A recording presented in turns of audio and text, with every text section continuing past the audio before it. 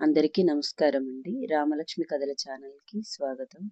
మన ఛానల్‌ని ఎవరైనా సబ్స్క్రైబ్ చేసుకోకుండా చూస్తున్నట్లయితే తప్పకుండా సబ్స్క్రైబ్ చేసుకుంటారని కోరుకుంటున్నాము. బలవంతపు పెళ్లి తర్వాత నిజమైన ప్రేమ ఎపిసోడ్‌లోకొచ్చేసామండి. మనం 2 ఎపిసోడ్‌లు కలిపి పెడుతున్నాం. దయచేసి చూసుకోవాల్సిందిగా ప్రార్థన. ఒక పాత రహస్యం అర్జున్ జీవితాన్ని మార్చబోతుంది. హాస్పిటల్లో రాత్రి రోహిత్ విసిరిన ఫైలును అర్జున్ తెరుస్తాడు. అందులో తన తండ్రి రాఘవేంద్ర ఫోటో కనిపిస్తుంది. అర్జున్ షాక్ అవుతాడు.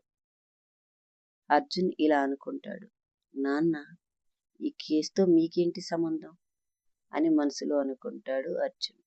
ఆ మాటలకు రోహిత్ నవ్వుతాడు. రోహిత్, నీకు తెలియని నిజాలు చాలా ఉన్నాయి అర్జున్ అంటాడు రోహిత్. అక్కడ ఒక ఫైట్ జరుగుతుంది. అర్జున్ కోపంతో రోహిత్ పై దాడి చేస్తాడు. ఇద్దరి మధ్య తీవ్ర పోరాటం జరుగుతుంది.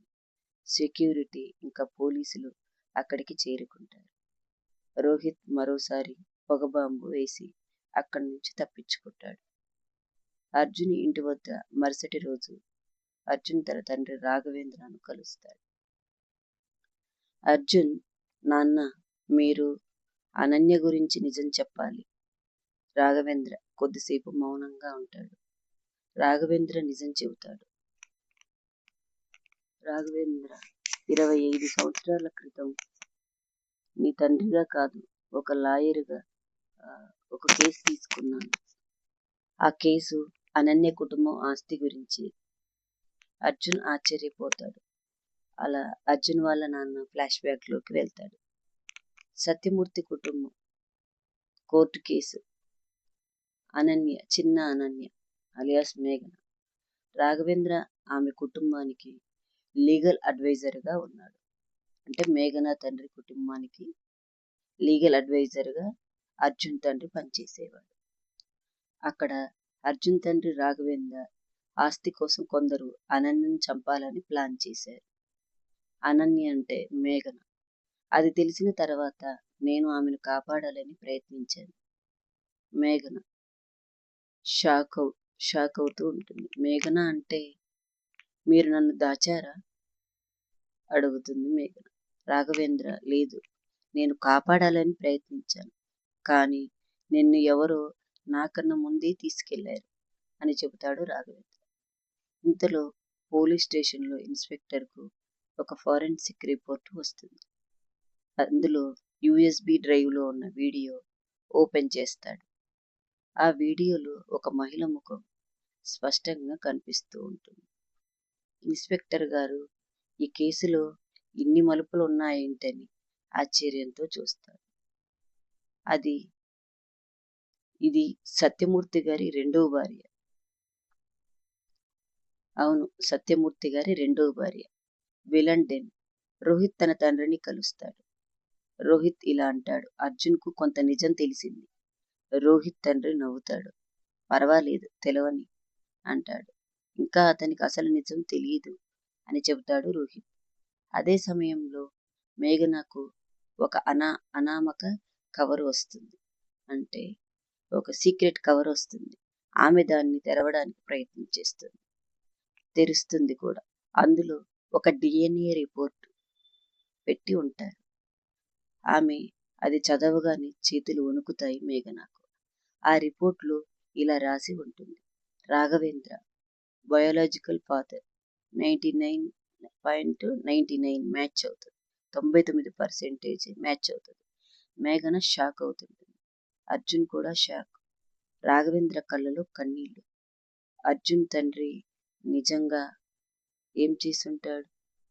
మనం ఒక ఎపిసోడ్ పూర్తి చేసుకొని ఇదే ఎపిసోడ్లో రెండో ఎపిసోడ్ చెప్పుకుంటున్నాం. బలవంతపు పెళ్లి తర్వాత నిజమైన ప్రేమ. DNA రిపోర్ట్ వెనుక కుట్ర. ఒక DNA రిపోర్ట్ ఒక కుటుంబాన్ని విడదీయగలదు. కానీ అది నిజమా, లేక ఎవరో ఆడిన మరో ప్రమాదకరమైన ఆట?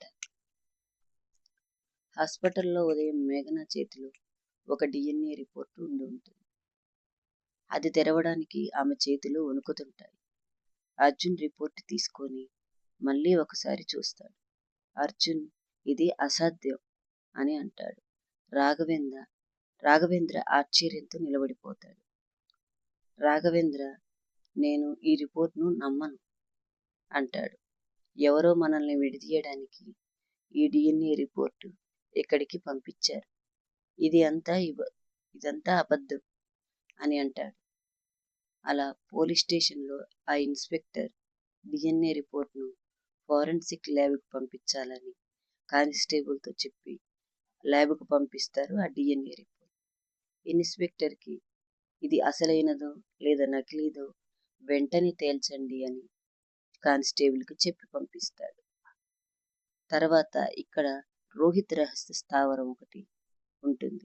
అందులో రోహిత్ నవ్వుతూ తన తండ్రిని చూస్తాడు. రోహిత్ డిఎన్ఏ రిపోర్టు చూసిన తర్వాత వాళ్ళందరూ షాక్ అయ్యారు. రోహిత్ తండ్రి చిరునవ్వుతో ఉంటాడు. మరి అదే మన ప్లాన్. వాళ్ళు నిజం వెతికే లోపు మనం ఆస్తి దక్కించుకోవాలి అని అంటాడు రోహిత్ తండ్రి. వాళ్ళు అక్కడ అలా మాట్లాడుతూ ఉండగా ఇక్కడ హాస్పిటల్లో మేఘన ఒంటరిగా కూర్చొని ఉంటుంది కిటికీ దగ్గర.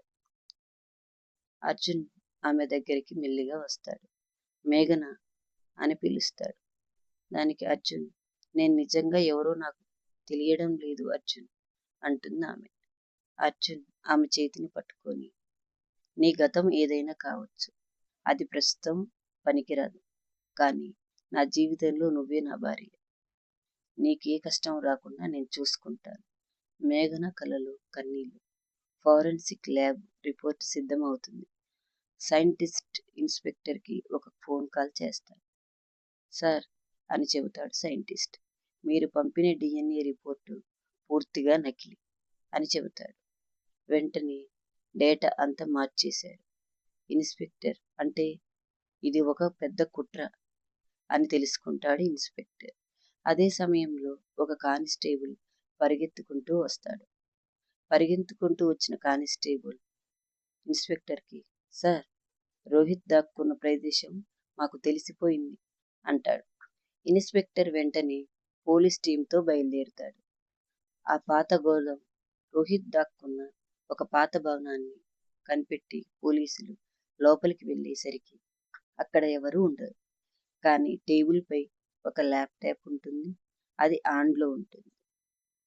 ఆన్లో ఉన్న ల్యాప్టాప్ స్క్రీన్పై ఒక వీడియో ప్లే అవుతూ ఉంటుంది. ఆ వీడియో ఏమిటంటే, రోహిత్ వీడియోలో, మీరు ఎప్పుడూ ఒక అడుగు వెనకే ఉంటారు, మేము ఎప్పుడూ ఒక అడుగు ముందే ఉంటాం. వీడియో ఒక్కసారిగా ఆగిపోతుంది. ఇక క్లైమాక్స్ అప్పుడే. పాత భవనం మొత్తం బాంబు టైమర్ శబ్దంతో మారుమోగుతూ ఉంటుంది. ఎందుకంటే రోహిత్ వాళ్ళ నాన్న బయటికి వెళ్ళేటప్పుడు ఇద్దరు ఆ టైం సెట్ చేసి వెళ్ళారు. ఇన్స్పెక్టర్, అందరూ వెంటనే బయటికి పరిగెత్తండి, బాంబు పేలితే ప్రమాదం అని చెప్పి అందరూ బయటికి వస్తుండగా అర్జున్ ఒక్కసారిగా ఆగిపోతాడు. లోపల ఒక చిన్న ఇనుప పెట్టె కనిపిస్తుంది అర్జున్. దానికోసం తను వెంటనే ఆగిపోయి దానిపై వెతుకుతూ ఉంటాడు దానిని. అది కనపడగానే దానిపై ఒక చీటీ ఉంటుంది. అనన్య నిజమైన తల్లిదండ్రుల వివరాలు ఇందులో ఉన్నాయి అని ఆ ఇనుప బట్టె మీద రాసి ఉంటుంది. అర్జున్ ఆ ఇనుప పెట్టె వైపు పరిగెత్తాడు. అది తీసుకొని బయటికి రావడానికి ప్రయత్నిస్తుంటాడు. అర్జున్ ఆ పెట్టెని తీసుకొని బయటకు వస్తాడా, లేక నిజం కోసం తన ప్రాణాన్ని పణంగా పెడతాడా? ఎపిసోడ్ కొనసాగుతుంది. ఆ ఇనుప పెట్టెలో నిజంగానే మేఘన తల్లిదండ్రుల వివరాలు ఉన్నాయా?